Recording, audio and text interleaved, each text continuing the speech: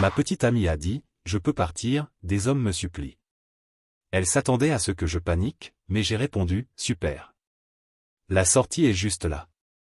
Ce qui avait commencé comme une énième tactique de manipulation est devenu le moment où j'ai enfin appris ma valeur.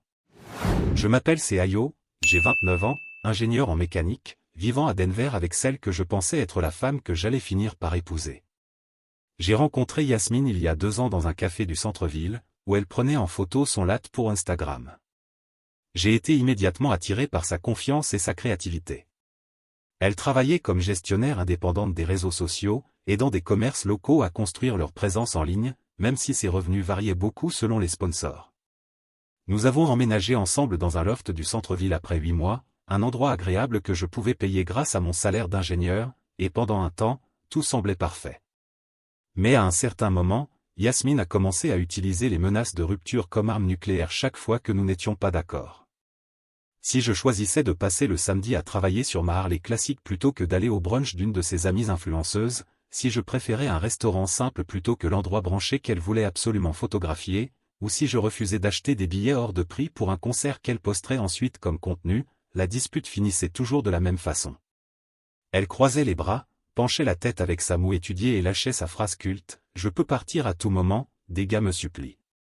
Ensuite, elle prenait son téléphone et me montrait des messages Instagram remplis d'émojis enflammés et de demandes en mariage d'hommes au hasard qui voyaient ses photos en bikini. Tu vois? Gabriel veut m'emmener à Aspen. Thiago m'invite dans ce nouveau resto branché. David dit qu'il me traiterait comme une reine. La routine était toujours identique, exhiber les messages, attendre que je panique, puis me laisser m'excuser et promettre d'être plus attentif. Pendant 2 ans, ça a marché à la perfection.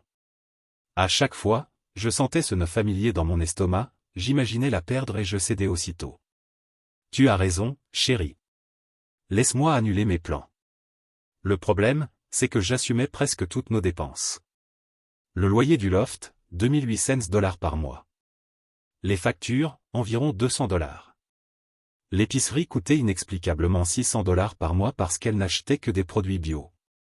En plus de ça, je payais pour ses équipements de travail, comme quand il fallait remplacer son MacBook ou acheter un meilleur appareil photo. Elle contribuait de temps en temps grâce à ses sponsors, peut-être $800 ici et là, mais elle présentait ça comme des cadeaux généreux, jamais comme ça par des responsabilités d'adulte. Je n'avais aucun problème à soutenir ses rêves, mais utiliser ma stabilité financière comme levier pour manipuler mon comportement me détruisait peu à peu. Chaque dispute suivait le même script, Yasmine montait la tension avec des menaces, je reculais pour ne pas la perdre, et elle obtenait exactement ce qu'elle voulait pendant que je me sentais de plus en plus petit et contrôlé. Je marchais sur des œufs dans mon propre appartement, calculant constamment si mes choix déclencheraient encore un « des hommes me supplient ». Mais quelque chose changeait en moi. Un ressentiment silencieux grandissait chaque fois qu'elle utilisait l'attention des autres hommes comme une arme contre mon engagement. Le pire, ce n'était pas tant les menaces en elles-mêmes, mais la banalité avec laquelle elles étaient devenues normales. Yasmine lâchait son « je peux partir » lors de conversations sur ce qu'on allait regarder sur Netflix ou sur le fait de commander une pizza ou de cuisiner. Chaque préférence se transformait en une possible crise de couple, parce qu'elle avait appris que menacer de partir était plus efficace que de communiquer réellement. Seayo, tu ne veux plus jamais rien faire de fun. Peut-être que Thiago apprécierait cette inauguration de galerie d'art. Elle disait ça pendant que je planifiais littéralement un week-end qu'elle voulait faire. Mais comme j'avais suggéré de réduire un peu les dépenses, je devenais le copain ennuyeux qui ne la méritait pas. Je me retrouvais sans cesse à remettre mon propre jugement en question, à me demander si j'étais vraiment aussi insuffisant que ces menaces le laissaient entendre. Trop concentré sur mon travail? Trop rationnel avec l'argent? Trop limitant pour quelqu'un avec son style de vie basé sur les réseaux sociaux? Le gaslighting était subtil, mais terriblement efficace. Elle me faisait sentir reconnaissant qu'elle reste, au lieu de fier qu'elle m'ait choisi. Pendant ce temps, ses abonnés Instagram voyaient notre relation à travers des posts soigneusement choisis, des dîners que j'avais payés, des vacances que j'avais financées, des gestes romantiques que j'avais faits, tous accompagnés de légendes inspirantes sur la valeur personnelle et le fait de ne jamais se contenter de moi. L'ironie ne m'échappait pas. Elle construisait sa marque personnelle en donnant des conseils de couple, alors qu'en privé, elle utilisait la manipulation émotionnelle pour contrôler le mien. Mais je l'aimais, ou je croyais l'aimer. Je me répétais que c'était juste sa manière à elle de se sentir rassurée dans la relation. Je n'avais aucune idée d'à accent grave quel point j'étais proche de mon seuil de tolérance jusqu'à ce fameux samedi dans mon atelier de garage, quand j'ai enfin compris ce qui arrive quand on appelle le bluff de quelqu'un au lieu de céder à ses menaces. Le point de rupture est arrivé un matin de samedi, alors que je travaillais enfin à la reconstruction du moteur de ma Harley Sportster de 1987, qui était resté immobilisé dans le garage de l'immeuble pendant des mois. J'avais réservé tout le week-end pour ce projet, commandé tous les joints, fait rectifier les cylindres et regardé des tutos sur YouTube pour ne pas me louper sur le calage du moteur. Ce n'était pas juste de la maintenance, c'était de la thérapie, ce genre de travail concentré qui éclaircit l'esprit et me rappelle pourquoi je suis devenu ingénieur. J'en étais à 3 heures de démontage, les pièces soigneusement rangées sur l'établi, quand Yasmine a fait irruption dans le garage en portant une tenue de marque qui devait probablement valoir plus que ma moto. Qu'est-ce qui se passe? Je t'appelle depuis 1 heure. Il faut qu'on y aille maintenant pour la séance sur le rooftop de Rafala. J'ai regardé la culasse que j'étais en train d'enlever, sincèrement confus. Une séance? Tu n'en as jamais parlé. Je t'en ai parlé hier quand tu étais sur ton portable. Mon Dieu, tu n'écoutes jamais. C'est une énorme opportunité. Rafala a 50 000 abonnés et met en avant des influenceurs locaux pour cette collab Skincare. La lumière est parfaite maintenant et tout le monde est déjà là. Elle faisait les 100 pas, faisant attention à ne pas salir son pantalon blanc, téléphone à la main, montrant des stories d'amis avec des masques visage et des flûtes de champagne. J'ai montré le moteur partiellement démonté. Sérieux? Je planifie cette reconstruction depuis des semaines. J'ai dit que je travaillerais sur la moto ce week-end. Tu peux y aller sans moi. Son expression s'est transformée en ce nuage d'orage familier qui annonçait que j'allais recevoir le traitement complet. Sérieusement? Maintenant c'est ma carrière, c'est Ayo. Ces partenariats de marque construisent mon audience, et avoir mon copain là-bas montre que je suis dans une relation stable. Ça compte pour mon image. Et regarde ça. Elle a pris un joint usé que je tenais. Si je ne change pas ce joint, le moteur va fuir l'huile dans tout le garage. Cette moto attend son attention depuis des mois. Elle a croisé les bras et a lâché la phrase que j'avais entendue d'innombrables fois, mais avec un venin supplémentaire. Très bien. Tu sais quoi? Je peux partir à tout moment, c'est Ayo. Des gars me supplient. Gabrielle me demande d'être son accompagnante pour des vernissages. Thiago veut m'emmener dans ce nouveau bar du centre. Davy a littéralement dit qu'il laisserait tout pour me rendre heureuse. Le nœud familier a commencé à se former dans mon estomac quand elle a attrapé son téléphone et a fait défiler les messages. Regarde ça. Tu mérites quelqu'un qui te priorise, Eliana. Tout homme qui ne t'adore pas est idiot. Dis le mot et je viens te chercher maintenant dans ma Tesla. Pendant 2 ans, c'était le moment où je paniquais. Je m'imaginais la perdre, je la visualisais avec l'un de ces gars, et je cédais immédiatement. Mais quelque chose était différent cette fois. Peut-être que l'huile moteur sur mes mains me ramenait à la réalité, ou la satisfaction de travailler sur quelque chose de tangible plutôt que de traverser un nouveau champ de mine émotionnelle, une étrange tranquillité s'est installée. J'ai regardé mes outils, croisé son regard et prononcé les mots qui ont tout changé. Parfait, la sortie est là. J'ai pointé la porte du garage avec une clé anglaise, puis j'ai repris à dévisser la pièce suivante, méthodiquement. Le silence qui a suivi était assourdissant. Je sentais son regard sur moi, attendant le désespoir habituel, les excuses, la supplique pour qu'elle ne parte pas. À la place, j'ai continué à travailler, en consultant le manuel d'atelier pour respecter la séquence de coupe de serrage. Qu'est-ce que tu viens de dire? Sa voix a monté d'une octave et toute sa routine confiante de manipulation s'est effondrée. J'ai répondu d'un ton totalement neutre, comme si j'énonçais une liste de pièces, la sortie est là. Tu me dis que tu peux partir et que des gars te supplient pour toi. Je ne vais pas t'en empêcher. Tu m'as menacé de partir probablement 50 fois ces 2 dernières années. Pour des choix de resto, des plans de week-end, quel programme TV regarder? J'en ai marre d'être pris en otage par la menace constante que tu puisses trouver quelqu'un de mieux. Si tu veux partir, pars. Si tu veux rester, arrête d'utiliser d'autres hommes comme arme contre moi. J'en ai fini avec les négociations pour un respect minimal dans ma propre relation. Son visage a traversé environ 5 expressions différentes, choc, colère, panique, calcul, puis colère à nouveau. Très bien, très bien. Je vais faire mes valises tout de suite. Ne reviens pas en rampant quand tu verras ce que tu as perdu. Elle est sortie du garage d'un pas décidé, talons claquant violemment sur le béton, j'ai entendu la portière de sa voiture claquer, puis le bruit des pneus qui crissaient en quittant le parking. Je suis resté immobile un instant, attendant de me sentir dévasté ou paniqué. Au lieu de ça, j'ai ressenti du soulagement. Pour la première fois depuis des mois, le garage était totalement silencieux, à part le bourdonnement des néons et le trafic lointain. Pas de drame, pas de menace, pas besoin de marcher sur des œufs, juste moi, mes outils et un projet qui comptait vraiment pour moi. J'ai repris le travail sur la Harley et, pendant les 4 heures suivantes, je n'ai pas pensé une seule fois à Yasmine. Au lieu de courir après elle ou d'envoyer mes sempiternelles excuses, j'ai fait quelque chose qui m'aurait semblé impensable une semaine plus tôt, j'ai coupé ses notifications et je me suis concentré sur moi-même. La première chose que j'ai remarquée, c'est toute l'énergie mentale que j'avais gaspillée dans ces montagnes russes émotionnelles. Sans les disputes en arrière-plan, je pouvais enfin me concentrer sur mon travail. Mon superviseur, Dave, m'a même fait remarquer mon regain de concentration lors de la révision d'un projet le lundi suivant. CIO, quoi que tu aies changé ce week-end, continue. C'est l'analyse thermique la plus propre que tu aies faite de tout le trimestre. Ce soir-là, je me suis assis devant mon ordinateur et j'ai enfin créé quelque chose que j'évitais depuis des mois, un plan budgétaire détaillé. Les chiffres parlaient d'eux-mêmes.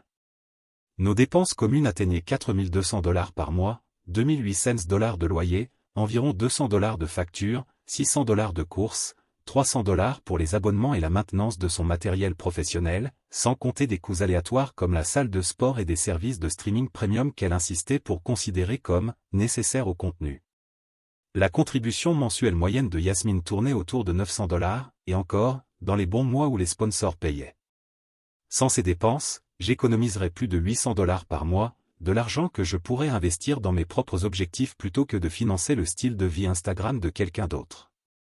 Cette clarté m'a poussé à enfin m'inscrire au cours avancé de certification en métallurgie que je repoussais depuis plus d'1 an, une formation qui pouvait augmenter mon salaire annuel de $15 000.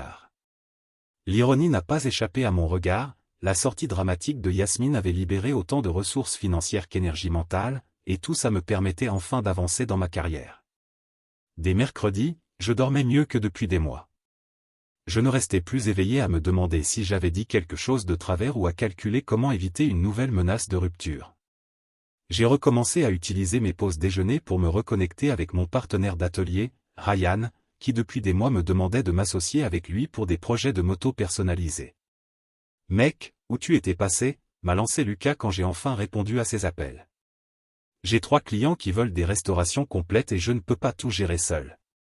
Il y a de l'argent sérieux à se faire si on s'y met correctement. On a passé 2 heures à discuter du potentiel de ce business. La restauration de motos vintage avait le vent en poupe à Denver, avec des collectionneurs prêts à payer entre $5 000 et $15 000 pour un travail de qualité. Lucas avait la cabine de peinture et le savoir-faire en fabrication, moi, l'expertise mécanique et l'attention aux détails. C'était le genre de projet passion que j'avais été trop distrait pour poursuivre à cause du chaos constant avec Yasmine. Pendant ce temps, Yasmine souffrait clairement de mon silence numérique. Tout a commencé par des stories passives-agressives sur Instagram, des phrases motivationnelles à propos des « personnes toxiques » et de « savoir quand partir », des photos de dîner chers avec des légendes vagues sur « être enfin traité correctement ». Mais je n'interagissais pas, je ne likais rien, je ne regardais même pas ces stories. Pour quelqu'un dont la validation venait entièrement des réactions sur les réseaux sociaux, mon absence complète était plus dévastatrice que n'importe quelle dispute que nous avions eue.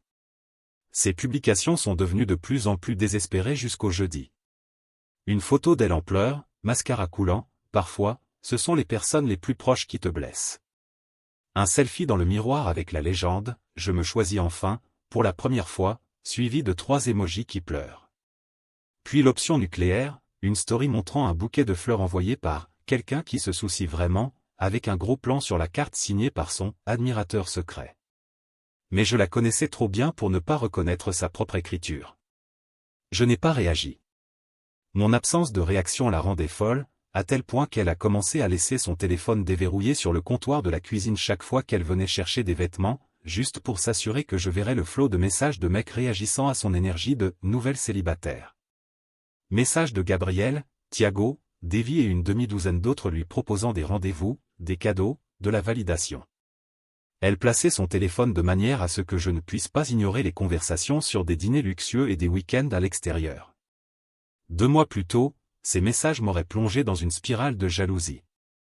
Maintenant, je passais simplement à côté, je me faisais un café et je suivais ma routine, totalement indifférent à ces tentatives de me rendre jaloux. La transformation de ma routine quotidienne était frappante. Je commençais chaque matin par de l'exercice. Au lieu de fouiller ses réseaux sociaux pour deviner son humeur, mes soirées étaient désormais occupées par des projets productifs, mon cours de métallurgie, mes recherches pour le business de moto, ou tout simplement des livres que je voulais terminer depuis des années.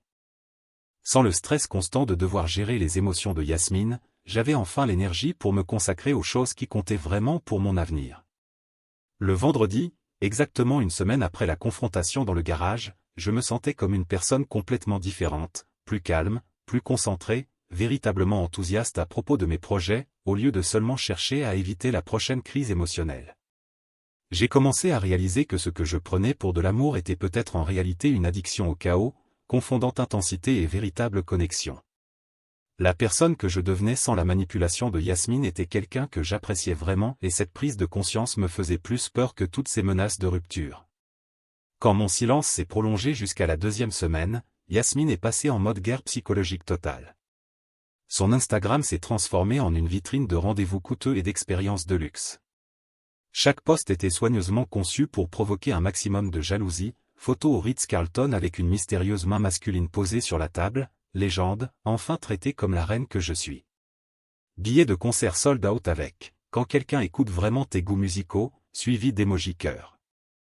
L'attaque la plus évidente, une photo dans une Tesla Model S avec la légende, certains hommes savent comment faire sentir une femme spéciale, géolocalisation dans le quartier commerçant le plus cher de la ville. Elle se démenait pour prouver que me quitter avait été la meilleure décision de sa vie, mais le désespoir derrière chaque publication sautait aux yeux. Les commentaires étaient révélateurs, une avalanche d'émojis enflammés de la part de mecs intéressés, mais ses vraies amies restaient étrangement silencieuses. De mon côté, je canalisais ma nouvelle énergie dans quelque chose qui avait enfin du sens. Lucas et moi avons officiellement lancé notre atelier de restauration de moto le mercredi suivant, en commençant par une Indian Scout 1962 de Cherry Rios. Le propriétaire, Monsieur Figuera, nous payait $3 500 pour refaire complètement le moteur, restaurer la peinture d'origine et moderniser le système électrique tout en gardant l'authenticité d'époque. C'était exactement le genre de travail minutieux et exigeant qui me rappelait pourquoi j'aimais tant l'ingénierie. Votre attention aux détails est impressionnante, nous a dit Monsieur Figuera lorsque nous lui avons présenté notre plan de restauration. La plupart des ateliers cherchent à expédier ce genre de projet, mais vous comprenez clairement l'artisanat que ces motos méritent. Ce regain de confiance était incroyable. Après des mois à me sentir inadéquat parce que je n'arrivais pas à suivre les attentes d'un style de vie hors de prix, j'étais enfin en train de faire un travail respecté et valorisé. Lucas et moi planifions déjà nos 3 prochains projets, dont une Norton Commando de 1974 qui pouvait nous rapporter $4 200 de bénéfices. Mais Yasmine n'en avait pas fini avec sa mise en scène. Le jeudi soir, elle est apparue à l'appartement avec un homme qu'elle a présenté comme Thiago, grand, costume élégant, au volant d'une BMW garée bien en évidence devant l'immeuble pour que je ne la rate pas, je dois juste récupérer quelques affaires, a-t-elle annoncé à voix assez haute pour que les voisins entendent, comme pour souligner qu'elle n'était pas venue seule. Elle a passé 20 minutes à rassembler des objets qu'elle avait déjà emportés, traînant Thiago dans l'appartement comme si elle faisait visiter un musée. J'étais dans le garage en train de travailler sur le carburateur de l'Indian Scout quand ils sont apparus à la porte. C'est ici que CIO passe tout son temps, dit-elle avec mépris. Juste à bricoler de la vieille ferraille au lieu de profiter de la vie. Thiago, lui, semblait réellement intéressé par la moto. Une Indian Scout, non ? 1962, ce sont des machines incroyables. Quel type de travail vous faites dessus ? J'ai expliqué le processus de restauration tout en continuant mon travail, totalement indifférent à la tentative évidente de manipulation. Thiago posait des questions pertinentes sur les modifications du moteur et semblait sincèrement impressionné par la qualité de notre travail. Le visage de Yasmine se crispait à mesure que l'intérêt de son cavalier se portait davantage sur ma « vieille ferraille » que sur sa performance théâtrale. « Thiago, il faut vraiment qu'on y aille, notre réservation est dans 30 minutes, dit-elle, visiblement frustrée. Mais Thiago continuait à examiner le châssis de la moto avec une véritable admiration. Vous savez, je cherche quelqu'un pour restaurer la Triumph 1969 de mon grand-père. Vous accepteriez un autre projet? Lucas et moi avons échangé un regard. Un autre client potentiel et de grande valeur, vu la richesse évidente de Thiago? Absolument. Voici notre carte. En sortant, j'ai entendu Yasmine tenter de convaincre Thiago de ne pas gaspiller son argent dans le hobby de CIO. Mais il était déjà en train de sauvegarder notre numéro dans son téléphone. L'ironie était parfaite, sa tentative de me rendre jaloux venait de nous apporter un nouveau client. Ce week-end-là, ses publications sur les réseaux sociaux sont devenues encore plus frénétiques. Plusieurs histoires par jour, différents hommes, restaurants hors de prix, sacs de luxe et légendes du style « Vivre ma meilleure vie » et « Upgrade complet ». Mais j'ai remarqué que les commentaires diminuaient, même de la part de ses habituelles sources de validation. Ses abonnés semblaient lassés de cette mise en scène trop évidente, et ses amis fatigués d'entendre parler de sa vie amoureuse dramatique. Pendant ce temps, je passais la meilleure semaine depuis des mois. Le projet de l'Indian Scout avançait plus vite que prévu. Le cours de métallurgie était passionnant et, en seulement 2 semaines, j'avais déjà économisé assez pour investir dans de meilleurs outils pour notre entreprise. Sans le siphonnage financier constant de Yasmine, je voyais enfin un chemin clair vers une vraie sécurité financière et une satisfaction professionnelle durable. La transformation était frappante, je n'étais plus ce type qui se sentait constamment en échec face à des attentes impossibles, mais un homme sincèrement enthousiaste pour son avenir. Et le plus beau, c'est que cela n'avait rien à voir avec le fait de lui prouver quelque chose, c'était simplement parce que, enfin, j'investissais en moi-même. La situation a atteint un sommet d'embarras lorsque Yasmine m'a traîné au dîner pour le 25 anniversaire de mariage de ses parents, 3 semaines plus tard. C'était clairement prévu comme un spectacle, une scène familiale destinée à démontrer à ses abonnés que notre relation était toujours parfaite. Toute la semaine, elle avait publié des stories énigmatiques sur les valeurs familiales et elle, engagement véritable, préparant ce qui ressemblait à une performance soigneusement mise en scène. Ses parents, Eliana et Eduardo, avaient toujours été aimables avec moi, mais j'ai compris que quelque chose clochait dès notre arrivée chez eux, dans leur banlieue tranquille. Yasmine a immédiatement commencé à me placer pour des photos, essayant de recréer le « contenu de couple » qu'il avait rendu populaire avant l'effondrement de notre relation. « CIO, mets-toi derrière moi, les mains sur ma taille. Maman, tu peux en prendre une 20aine pour que je choisisse la meilleure ?» Mais mes nouvelles limites rendaient tout ça forcé et maladroit. Quand elle essayait de guider mes mains pour obtenir la pose parfaite, je restais simplement naturel, sans jouer pour la caméra. La différence était subtile mais visible, j'avais l'air de tolérer la photo, pas d'être heureux d'y être. Au dîner, sa mère Eliana a fait une remarque qui a tranché net à travers la façade, « CIO, tu as l'air différent ce soir. Vous semblez distant. Tout va bien entre vous deux ?» Avant que je puisse répondre, Yasmine a récité un discours tout préparé sur le fait que je traversais une phase difficile, et que je devenais émotionnellement indisponible depuis que j'avais lancé mon nouveau projet. Il passe tout son temps dans ce garage maintenant, à travailler sur des motos, au lieu de se concentrer sur nous. J'essaie d'être compréhensive, mais on dirait qu'il se fiche de notre avenir ensemble. Son père, Eduardo, homme d'affaires à succès, a montré un intérêt immédiat. De la restauration de motos? C'est un domaine spécialisé. Et côté business, comment ça se passe? J'ai expliqué notre portefeuille de projets, nos marges de bénéfices et nos plans d'expansion. Eduardo a posé des questions précises sur les coûts fixes, l'acquisition de clients et le potentiel de croissance à long terme. Il était évident qu'il s'y connaissait et qu'il était sincèrement impressionné par notre approche. Ça, c'est de l'entrepreneuriat solide. CIO, construire quelque chose à partir de rien demande une vraie détermination. La conversation s'est naturellement tournée vers la responsabilité financière, et c'est là que les choses sont devenues inconfortables pour Yasmine. Eliana a évoqué sa fierté d'avoir des filles autonomes, et Eduardo a commencé à poser des questions directes sur la gestion domestique. Alors Yasmine, comment contribues-tu aux dépenses du foyer? Tu t'occupes du marketing, puisque c'est ta spécialité? Le visage de Yasmine a viré au rouge tandis qu'elle tentait d'expliquer qu'elle se concentrait sur sa carrière d'influenceuse au lieu de soutenir nos objectifs communs. Eh bien, je construis ma marque personnelle, ce qui est important pour la sécurité financière à long terme. CIO gère la plupart des choses pratiques, puisque son salaire d'ingénieur couvre nos besoins de base. Le silence autour de la table a été assourdissant. Eduardo et Eliana ont échangé un regard lourd de sens sur leur opinion quant à la gestion financière de leur fille. C'est alors que Laetitia, la petite sœur de Yasmine, en visite depuis la fac, a lâché une bombe que personne n'attendait. « Attends, tu ne sors pas avec d'autres mecs en ce moment ? J'ai vu tes posts Insta la semaine dernière. 3 dîners avec 3 gars différents. Ça ressemblait plus à des rendez-vous qu'à des réunions de travail. » Laetitia a brandi son téléphone, affichant l'une des tentatives les plus évidentes de Yasmine pour me rendre jaloux. « Ce Thiago t'a emmené dans ce resto, non ? Et Gabriel, et Davy ? Maman, tu as regardé l'Instagram de Yasmine récemment ? » Eliana a pris le téléphone de Laetitia et a commencé à faire défiler les publications récentes de Yasmine, avec une confusion et une inquiétude grandissantes, dîner de luxe, photos de voitures haut de gamme, légendes énigmatiques sur « connaître sa valeur » et « upgrade complet ». Tout donnait une image très différente de la relation engagée que Yasmine essayait de présenter lors du dîner de famille. « Yasmine Marie, que se passe-t-il exactement ?» demanda sa mère d'un ton sec, utilisant son nom complet, un signe clair de problème sérieux. « Ces publications montrent que tu es célibataire et que tu sors avec plusieurs hommes, mais tu as amené Seayo comme ton petit ami.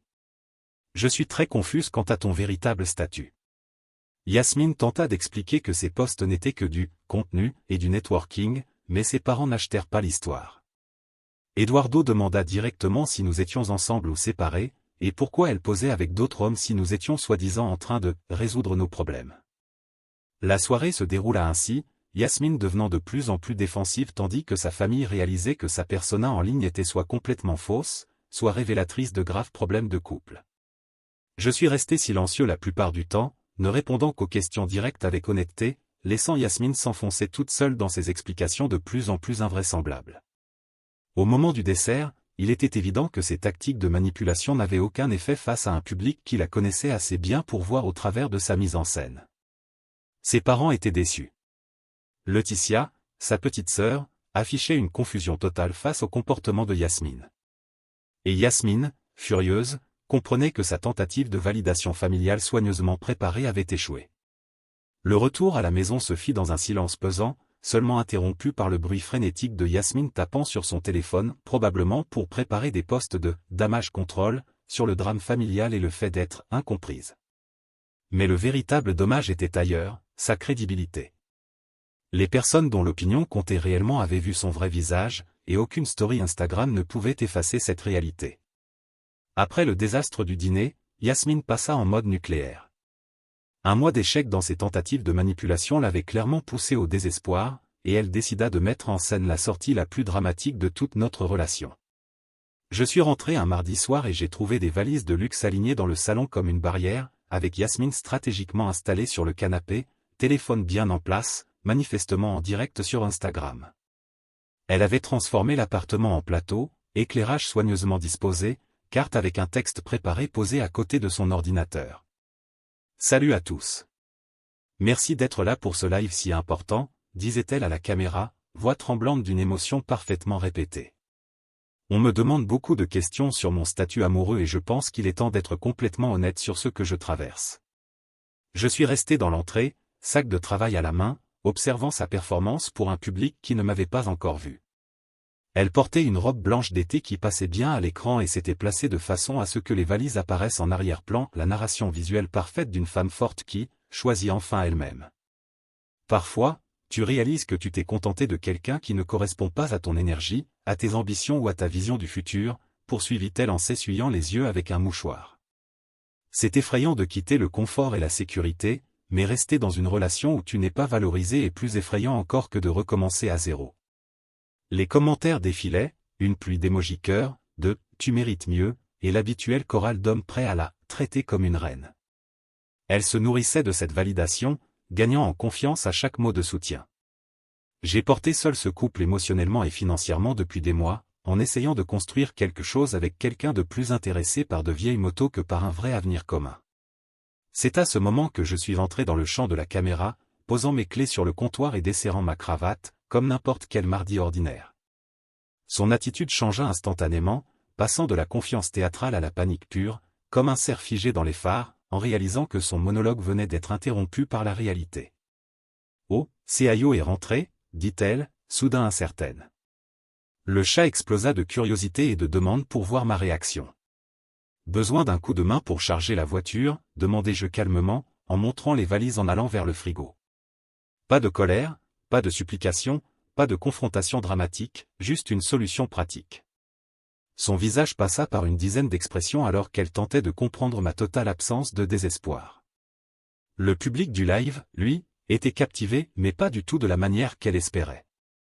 Au lieu d'assister à sa grande évasion d'une relation toxique, il voyait son petit ami réagir à son départ avec la même intensité émotionnelle que s'il aidait un voisin à déménager. « C'est tout ce que tu as à dire ?» demanda-t-elle, la voix tremblante, tandis que sa narration confiante s'effondrait en direct. Le scénario soigneusement préparé devint inutile au moment où je refusais de jouer le rôle de l'ex désespéré. « Qu'est-ce que tu attendais de moi ?» demandai-je. « Tu me menaces de partir depuis des mois, tu publies des photos avec d'autres hommes depuis des semaines. Clairement, tu ne veux pas être ici, alors je ne vais pas supplier pour que tu restes dans un endroit où tu ne veux pas être. » Je commençais à me faire un sandwich, traitant sa sortie théâtrale comme une banale conversation de mardi soir. Les commentaires du live devinrent impitoyables, des spectateurs soulignaient la mise en scène évidente, s'interrogeaient sur mon indifférence apparente, spéculaient sur ce qui se passait réellement dans notre relation. Le nombre de ses abonnés devait probablement déjà en pâtir, car les gens comprenaient qu'il assistait à un drame fabriqué et non à une confession authentique. Mais, ce n'était pas censé se passer comme ça, balbutia-t-elle, la persona d'influenceuse confiante complètement abandonnée. Elle semblait perdue, comme une actrice qui oublie ses répliques en plein milieu d'une scène cruciale. Et c'était censé se passer comment, rétorquai-je, en croquant dans mon sandwich et en m'adossant au comptoir. Tu fais tes valises, je m'effondre, je t'implore de rester, et tu acceptes gracieusement de me donner une autre chance si je promets de changer? Yasmine, on a déjà dansé cette danse 50 fois. Le silence s'étira, inconfortable pour un direct, seulement ponctué par le son des notifications de commentaires et de réactions. Elle fixa son téléphone, voyant sans doute les réactions de plus en plus critiques du public, et je la regardais réaliser que son « grand final » se transformait en humiliation publique plutôt qu'en déclaration triomphale d'indépendance. Finalement, elle coupa la transmission d'un geste brusque et toute sa confiance fabriquée s'évapora, remplacée par une véritable panique. « CIO, s'il te plaît. Les autres mecs, c'était juste pour attirer ton attention. Je n'ai nulle part où je me sens aussi bien qu'ici. Je sais que j'ai été horrible, mais j'avais peur de la tournure sérieuse que prenait notre relation. On ne peut pas en parler ?» La confession confirmait tout ce que je soupçonnais, mais que je n'avais jamais entendu de sa bouche, elle ne partait pas parce qu'elle avait trouvé mieux. Elle agissait ainsi parce qu'elle croyait que ses menaces suffiraient à me maintenir sous contrôle. Yasmine, voilà le problème avec les menaces de départ, ça ne marche que si l'autre personne a peur que tu partes vraiment. Tu m'as appris que je vais très bien sans toi. Mieux, en fait. Elle passa encore 1 heure à tenter toutes les tactiques de manipulation de son répertoire, larmes, colère, promesses de changement, menaces de s'autodétruire, déclarations que j'étais, toute sa vie. Mais j'avais appris à reconnaître la mise en scène pour ce qu'elle était, et mes réponses restaient calmes, constantes. Elle pouvait rester ou partir, mais la relation où je devais mendier des miettes de respect était terminée pour de bon. Cette nuit-là, elle fit réellement ses valises et partit chez sa sœur Laetitia, m'envoyant des messages désespérés auxquels je ne répondis pas. L'appartement retrouva enfin la paix, et je compris qu'appeler le bluff de quelqu'un m'avait finalement appris la différence entre l'amour et la manipulation. 6 mois plus tard, ma vie avait changé d'une manière que je n'aurais jamais imaginée durant ces années chaotiques avec Yasmine. L'atelier de restauration de motos que j'avais monté avec Lucas prospérait, 3 mois de liste d'attente et un article dans le principal magazine Lifestyle de Denver, nous présentant comme des artisans ravivant le patrimoine mécanique américain. Le projet de l'Indian Scout avait mené à plus de 12 restaurations, dont la Triumph 1969 du grand-père de Thiago, qui nous rapporta $6 800 de bénéfices. Nous étions passés de mon garage à un atelier de 223 mètres carrés dans un quartier industriel, avec cabine de peinture, stock de pièces et un petit bureau où les clients pouvaient consulter notre portfolio. J'avais terminé ma certification en métallurgie avec mention et obtenu une promotion comme ingénieur mécanique senior, avec une augmentation de $22 000, atteignant un salaire annuel de plus de $110 000. Entre mon emploi et l'atelier, je gagnais plus que je n'avais jamais osé rêver, en faisant quelque chose que j'aimais réellement. Plus important encore, j'avais économisé plus de $8 000 en 6 mois, sans l'hémorragie financière qu'avait été Yasmine, ce qui m'avait permis d'investir dans de meilleurs équipements et même de faire un apport pour une petite maison plus proche de l'atelier. Mais les changements personnels furent encore plus marquants que les financiers. J'avais commencé à fréquenter Mariana Mittel, elle aussi ingénieure, spécialisée dans les systèmes d'énergie renouvelable, et qui partageait ma passion pour la précision et l'artisanat. Brillante, indépendante financièrement, elle possédait une Honda CB 750 vintage restaurée de ses propres mains, le genre de femme qui valorisait la compétence technique et comprenait la satisfaction de construire quelque chose soi-même. Nous nous étions rencontrés lors d'une exposition de motos, où Lucas et moi présentions notre Indian Scout primé. Notre première conversation avait duré 3 heures, à discuter d'ingénierie, d'histoire de la moto vintage et de notre amour commun pour la résolution de problèmes mécaniques complexes. Le contraste avec Yasmine ne pouvait pas être plus flagrant. Mariana insistait pour partager chaque addition au restaurant, avait sa propre carrière brillante et ne m'avait jamais menacé de partir parce que nous n'étions pas d'accord sur nos projets du week-end. Elle adorait sincèrement me voir travailler sur mes restaurations et m'apportait souvent un café à l'atelier quand j'étais plongé dans un projet particulièrement difficile. « J'adore voir ta façon de résoudre les problèmes », me dit-elle un soir alors que je travaillais sur un souci électrique d'une Norton Commando 1973. « Tu as une concentration intense, et c'est incroyablement attirant. » C'était un type d'appréciation que je n'avais jamais connu avec Yasmine, qui voyait toujours ma passion mécanique comme une rivale pour son attention, et jamais comme quelque chose qui faisait de moi quelqu'un d'unique et de précieux. C'est pourquoi je fus sincèrement surpris de voir Yasmine apparaître au Colorado Classic Motorcycle Show un samedi ensoleillé d'octobre. Lucas et moi tenions un stand en évidence, présentant notre dernière restauration, une Indian Scout 1964. 4 mois de travail, et probablement notre plus belle réalisation à ce jour. La moto était splendide, peinture d'époque, moteur reconstruit offrant 35% de puissance supplémentaire par rapport aux spécifications originales, sellerie en cuir sur mesure parfaitement accordée à l'esthétique vintage. Nous avions déjà reçu des demandes de 6 clients potentiels et un journaliste de Classic Motorcycle Magazine nous avait approchés pour un article. Je discutais avec un collectionneur, lui expliquant notre philosophie de restauration, quand je l'aperçus à travers la foule. Yasmine paraissait réellement différente, moins filtrée, plus simple. Elle portait un jean et un chemisier sobre, rien à voir avec les tenues de luxe qu'elle jugeait autrefois indispensables pour son image. Ses cheveux étaient plus courts, plus pratiques, et elle ne vérifiait pas son téléphone toutes les 2 secondes pour chercher le meilleur angle photo. Elle attendit poliment que je termine ma conversation avant d'approcher, un contraste saisissant avec la personne exigeante que j'avais fréquentée 2 ans. « Seayo, j'espère que tu ne m'en voudras pas d'être venu. J'ai vu l'article sur ton entreprise et je voulais te féliciter. Cette moto est absolument incroyable. » Sa voix était plus douce, plus sincère que dans mon souvenir, sans ce ton performatif qui marquait tant nos échanges. « Merci, Yasmine. Lucas et moi avons beaucoup travaillé pour bâtir quelque chose de solide, répondis-je en désignant mon associé, occupé avec un client. Et toi, comment tu vas? J'ai décroché un poste de coordinatrice marketing dans une start-up tech du centre-ville. C'est un vrai défi, mais j'apprends énormément, des compétences concrètes plutôt que de courir derrière des métriques de réseaux sociaux. Elle regarda autour du stand avec une admiration sincère. Je te dois des excuses, Seayo.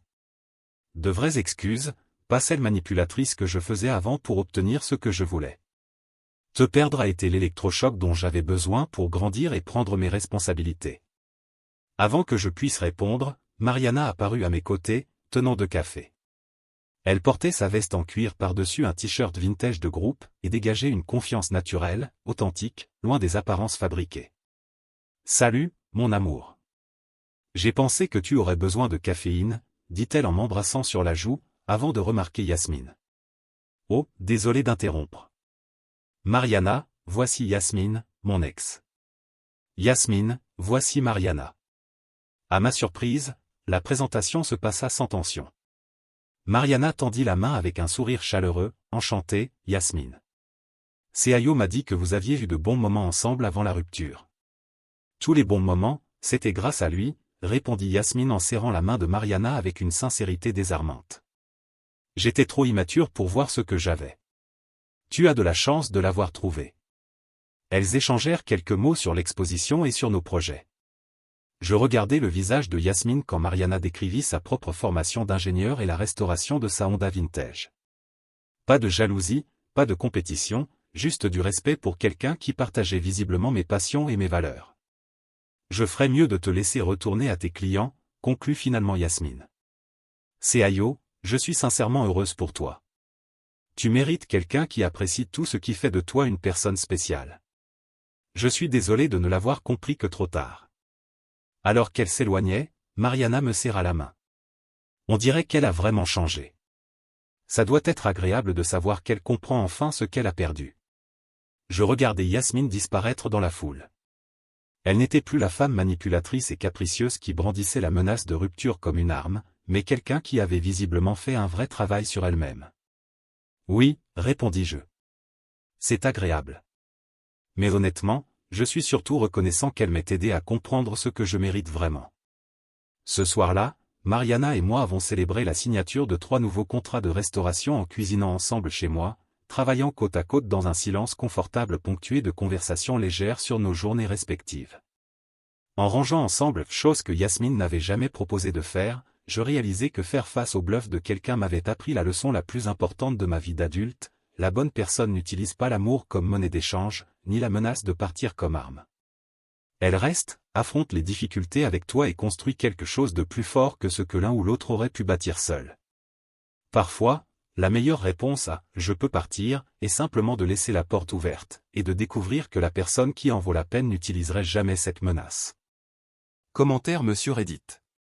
Ah, Yasmine, 2 ans à brandir la menace du départ comme une carte magique. Et au final, elle a découvert que la porte s'ouvrait vraiment mais pas dans les 2 sens, comme elle l'espérait.